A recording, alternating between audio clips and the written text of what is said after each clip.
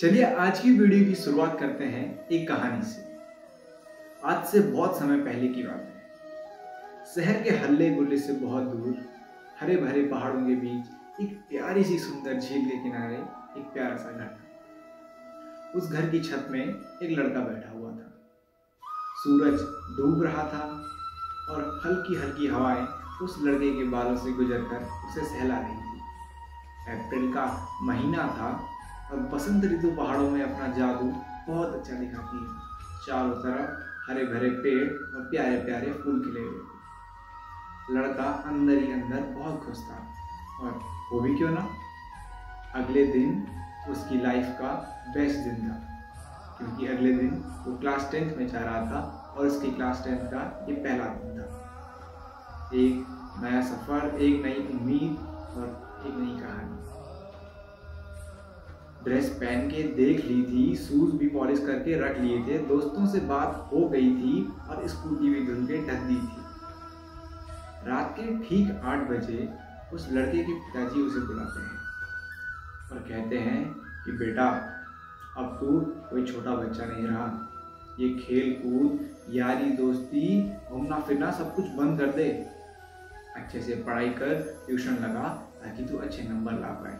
ये सुनकर लड़का चुपचाप से अपने कमरे में चले जाता है। क्लास 10 के 10-12 दिन अच्छे से गुजर जाते हैं और एक दिन लंच ब्रेक में उस लड़के के पास उसका एक दोस्त आता है और कहता है, क्या तुझे पता है तुम्हारे गांव के देवता इस महीने की 28 तारीख को बद्रीनाथ और केदारनाथ की यात्रा पर जा रहे हैं। लड़का बहुत खुश हो जाता है, मानो 10-12 दिन बाद उसकी खोई खुशी वापस आई है। कि पिताजी अच्छी तरह से जानते थे कि इस यात्रा पर जाने की जिद उनका लड़का जरूर करेगा और वो नहीं चाहते थे कि इस यात्रा का प्रभाव उनके बेटे की पढ़ाई पर पड़े। इसीलिए बेटे के पूछने से पहले ही वो बेटे को साफ शब्दों में कह देते हैं, तू इस यात्रा का हिस्सा नहीं बनेगा, चाहे मुझे भी इस यात्रा में ना जाना पड़े, लेकिन तू इस यात्रा में नहीं जाएगा। बेटा अपने पिताजी की बातों को सुनता है और अनसुना कर देता है। पिताजी अपने बेटे को इस स्वभाव को देख के बड़ा अचंभित होते हैं और वो भी चुपचाप से अपने कमरे में चले जाते हैं, क्योंकि एक रात पहले ही बेटे ने अपने सपने में अपने कंधे पर भगवान श्री नागराज का निशान और पीछे बाबा केदारनाथ लिखा था। इसीलिए बच्चे ने अपने पिताजी की बातें अनसुनी। अब इस सपने को ओवर थिंकिंग का एक नतीजा माने या फिर सच में भगवान नागराजा का आशीर्वाद, ये आप लोग इस वीडियो के अंत में खुद ही डिसाइड कर लेना। उस दिन बीतते हैं और फिर आता है अक्षय तृतीया का वो शुभ दिन, जिस दिन भगवान श्री नागराजा बद्रीनाथ और केदारनाथ की यात्रा के लिए गांव से निकलते हैं। ढोल नगाड़े बजने लगते हैं, रंसी बजने लगते हैं, शंख घंटे अपनी ध्वनि देने लगते हैं, पंडित और पुजारी अपने धार्मिक मंत्र उच्चारण करने लगते हैं और भगवान नागराजा की जय जयकार के साथ भगवान नागराजा और संपूर्ण भक्त लोग लेते हैं चिन्याली गांव से विदाई और छोड़ देते हैं तो उस लड़के को। उस लड़के के पिताजी भी इस यात्रा का हिस्सा नहीं बनते। लड़का जब स्कूल जाता है तो उसके दोस्त पूछते हैं कि तू यात्रा में नहीं गया, क्यों नहीं गया, कैसे नहीं गया? और जवाब में लड़का कुछ नहीं कह पाता। अपने आंसुओं को, समुंदर को अपने आंखों में छुपाकर लड़का निकल पड़ता है अपने स्कूल से नागराजा मंदिर की ओर, जहां भगवान की प्रतिमा को सामने देखकर वो अपने आंसुओं को छुपा नहीं पाता और फूट फूट कर भगवान के सामने रोने लगता है और कहने लगता है कि यदि नहीं ले जाना था मुझे अपने साथ यात्रा में, क्यों आया इस प्रकार से मेरे सपने में? अब खुद तो चला गया और मुझे छोड़ दिया नहीं यात्रा में। कहते हैं यदि भगवान के भक्तों को थोड़ी सी भी पीड़ा होती है तो आंसू श्री भगवान के भी छोड़ जाते हैं। इतना सब कुछ कह करके वो लड़का घर आता है। रो रो कर घर में आने के बाद वो बिना खाए उस दिन सो जाता है। कहते हैं अगर उस भगवान का बुलावा हो तो इस दुनिया की कोई शक्ति हमें उसके घर जाने से नहीं रोक सकती। तो कुछ ऐसा ही हुआ उस रात को। आखिर उस रात को ऐसा क्या हुआ जो इस पूरी कहानी को एक नया मोड़ दे देती है? लेकिन उससे पहले आपके मन में एक सवाल आ रहा होगा कि आखिर ये नागराजा है कौन? क्या ये कोई देवता है या कोई नाग है या कोई पुरुष या कोई सिद्ध बाबा? तो चलिए आपको मैं ले चलता हूँ बहुत पीछे द्वापर के युग में, महाभारत के समय में। महाभारत के विनाश के युद्ध के बाद हजारों पुत्रों ने अपने पिता खो दिए थे, हजारों माता पिताओं ने अपने पुत्र, हजारों औरतें विधवा हो गई थी और चारों तरफ अगर रह गई थी तो बस रह गई थी अशांति। और इस अशांति से स्वयं वासुदेव श्री कृष्ण भी नहीं बचे और शांति की खोज में भगवान श्री कृष्ण आ गए केदारखंड।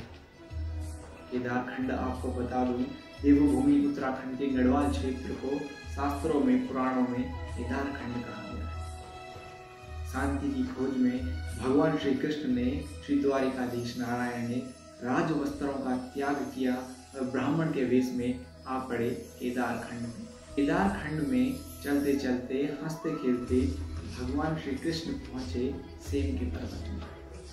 सेम का पर्वत बहुत सुंदर था, चारों तरफ हरी भरी पहाड़ें थी जहां गायें चरती थी और गायों से भगवान श्री कृष्ण का बचपन का नाता तो था ही। चारों तरफ बर्फ की सफेद चादरों से ढकी पहाड़ों से भगवान श्री कृष्ण मोहित हुए और वो चाहते थे कि वो कुछ समय इस केदारखंड की जगह में सेम के इस पर्वत में बिताए। सेम के पर्वतों का क्षेत्र रमोलगड्डी में आता था।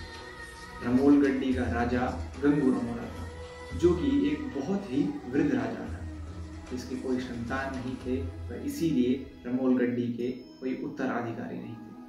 भगवान श्री कृष्ण वहाँ पर एक कुटिया का निर्माण चाहते थे और इसीलिए वो चल पड़े गंगू रमोला के दरबार में 9 हाथ और 9 वेद जमीन मांगने के लिए। लेकिन गंगू रमोला ने क्योंकि बहुत से कर्मकांड, पूजा पाठ और पंडितों की बताई विधियां कर ली थी पुत्र पाने के लिए, लेकिन पुत्र रत्न की प्राप्ति न होने के कारण गंगू रमोला एक बहुत ही क्रूर, क्रोधित और नास्तिक राजा बन गया। ऐसे में जब भगवान श्री कृष्ण ब्राह्मण भेष में गंगू रमोला के दरबार में गए तो भगवान श्री कृष्ण को नहीं पहचान पाया। जब भगवान श्री कृष्ण ने 9 हाथ और 9 वेद जमीन और एक कुटिया के निर्माण के लिए राजा से कहा तो गंगू रमोला ने बहुत ही कठोर शब्दों में श्री कृष्ण को मना कर दिया और श्री कृष्ण तीनों लोगों के स्वामी, अखिल ब्रह्मांड के नायक, चुपचाप से मुस्कुराकर चल पड़े यमुनोत्री की तरफ। भगवान श्री कृष्ण यमुनोत्री की तरफ इसलिए चल पड़े क्योंकि भगवान श्री कृष्ण ने सारा बचपन माँ यमुना के किनारे पर बिताया था। कहते हैं भगवान श्री कृष्ण जब यमुनोत्री चले गए थे तो संपूर्ण रमोलगड्डी के क्षेत्र में बारिश का एक बूंद भी नहीं गिरा। गायों ने दूध देना बंद कर दिया था और संपूर्ण अनाज नष्ट हो गया था। पूरे क्षेत्र में जब अकाल पड़ गया था तो क्षेत्रवासियों ने राजा के सामने गुहार लगाई और कहा कि हे राजन, जब से आपने उस ब्राह्मण देवता को यहाँ से भगाया है तब से पूरे क्षेत्र में अकाल आ गया है। और गंगू रमोला पहचान गया कि जो ब्राह्मण देवता उनके दरबार में सिर्फ 9 हाथ और 9 वेद जमीन मांगने के लिए आए थे, ये कोई और नहीं बल्कि द्वारिकाधीश श्री कृष्ण थे। और जैसे ही गंगू रमोला को अपनी गलती का एहसास हुआ, उन्होंने अपने महामंत्री को तुरंत यमुनोत्री भेजा और श्री कृष्ण को आदर सहित रमोलगड्डी लाने के लिए कहा। जब महामंत्री ने श्री कृष्ण को वापस रमोलगड्डी में लाया तो पूरी रमोलगड्डी में सभी गायों ने दूध देना फिर से शुरू कर दिया था और भगवान श्री कृष्ण के आने की खुशी में चारों तरफ हरियाली फैल गई थी। कहते हैं गंगू रमोला ने भगवान श्री कृष्ण के लिए अनेक मंदिर बनाने का प्रयास किया, लेकिन 6 बार सारे मंदिर ध्वस्त हुए। ये मंदिर अरगड़ा सेम, आरुणी सेम, वारुणी सेम, हरा सेम और भरा सेम में थे। अंतिम बार जब गंगू रमोला ने अपने अहंकार का त्याग करके श्री हरि का नाम लिया और 7वां मंदिर बनाया तो वो मंदिर अच्छी तरीके से बन गया था और वही मंदिर आज प्रसिद्ध है अरगड़ा सेम नाम से। भगवान श्री कृष्ण इस रमोलगड्डी के क्षेत्र में 3 साल तक रहे और इसी सेम के इलाके में उन्हें मिला उनका बचपन का दोस्त कालियानाग, जिसके वजह से पूरी यमुना जहरीली हो गई। और अपने बचपन में जब भगवान श्री कृष्ण ने कालियानाग के शीश पर नृत्य किया तो कालियानाग को रमण द्वीप में जाने के लिए कहा और वो रमण द्वीप केदारखंड का हिस्सा ही था। कालियानाग ने भगवान श्री कृष्ण को अपना इष्ट माना और पूरे केदार खंड में 61 मंदिर बनवाए। और इसीलिए भगवान श्री कृष्ण ने कालियानाग को यह आशीर्वाद दिया कि मैं संपूर्ण गढ़वाल यानी केदार खंड में तेरा राजा यानी नाग राजा नाम से ही प्रसिद्ध हूँ। कहा जाता है 3 साल बाद जब भगवान पश्चिम की तरफ फिर चलने लगे तो भगवान ने एक आशीर्वाद पूरी क्षेत्र को दिया। तो वो आशीर्वाद यह था कि जो भी दूध और दही से भगवान श्री कृष्ण यानी से शेम नागराजा या नागराजा के किसी भी रूप को तृप्त करेगा, भगवान श्री कृष्ण उसका कल्याण करेंगे। भगवान ने कहा कि द्वापर में द्वारिका जब डूब जाएगी तो सेम नागराजा का यह मंदिर ही उत्तर द्वारिका के नाम से प्रसिद्ध होगा और सारी देवी देवता आज नहीं तो कल इस देवभूमि उत्तराखंड में ही निवास करेंगे। और ये थी भगवान श्री शेम नागराजा यानी श्री कृष्ण त्रिलोकीनाथ नागराजा की कहानी। इसीलिए संपूर्ण गढ़वाल में श्री नागराज को त्रिलोकीनाथ कृष्ण नागराजा कहा जाता है। चलिए वापस आते हैं अपनी असली कहानी पे। उस रात 11 बजे कुछ ऐसा हुआ जो इस पूरी कहानी को एक नया मोड़ दे देती है। उस रात ठीक 11 बजे उस लड़के के ताऊजी आते हैं, उसके बाद उसके एक और ताऊजी आते हैं, उसके दादाजी आते हैं और उसके पिताजी डर जाते हैं कि आखिर क्या हुआ। लेकिन भगवान श्री नागराज का यही इशारा था। उन चारों में से कोई नहीं जानता था कि वो वहाँ किस कारण से हैं। और चारों लोगों को कुछ भ्रमण होता है या भ्रमित होता है या एक आभास होता है, तो चारों के चारों अगले दिन तैयार हो जाते हैं इस यात्रा में जुड़ने के लिए। सुबह के 4 बज रहे होते हैं और उस लड़के के पिताजी उसे उठाते हैं और कहते हैं कि बेटा चलते हैं श्री बद्रीनाथ और केदारनाथ की इस यात्रा पे। लड़का इसे एक सपना समझता है, लेकिन जब वो देखता है कि एक सपना नहीं बल्कि हकीकत है तो वो सबसे पहले अपने घर के मंदिर में जाता है, अपने श्री भगवान के सामने हाथ जोड़ता है। और उसी दिन सभी लोग बैठकर निकल पड़ते हैं श्रीनगर की ओर, जहाँ वो भगवान श्री नागराजा की इस यात्रा में जुड़ते हैं और निकल पड़ते हैं बद्रीनाथ और केदारनाथ की इस यात्रा को। आपको मैं बता दूं कि ये यात्रा इस पूरी कहानी में जो वो लड़का था वो लड़का नहीं था। और स्क्रीन पे अभी जो फोटो मैं प्ले कर रहा हूँ, ये फोटो मैंने भी तब देखी थी जब श्री यात्रा की एल्बम आ गई थी और मैं भी इस फोटो को देखकर भ्रमित हो गया था। मैं और मेरे पिताजी भी इस यात्रा में जुड़े थे। इसकी फ़ोटो भी मैं स्क्रीन पर लगा रहा हूँ। अगर आपको ये वीडियो पसंद आई हो तो प्लीज़ इस वीडियो को बस शेयर कर दीजिएगा।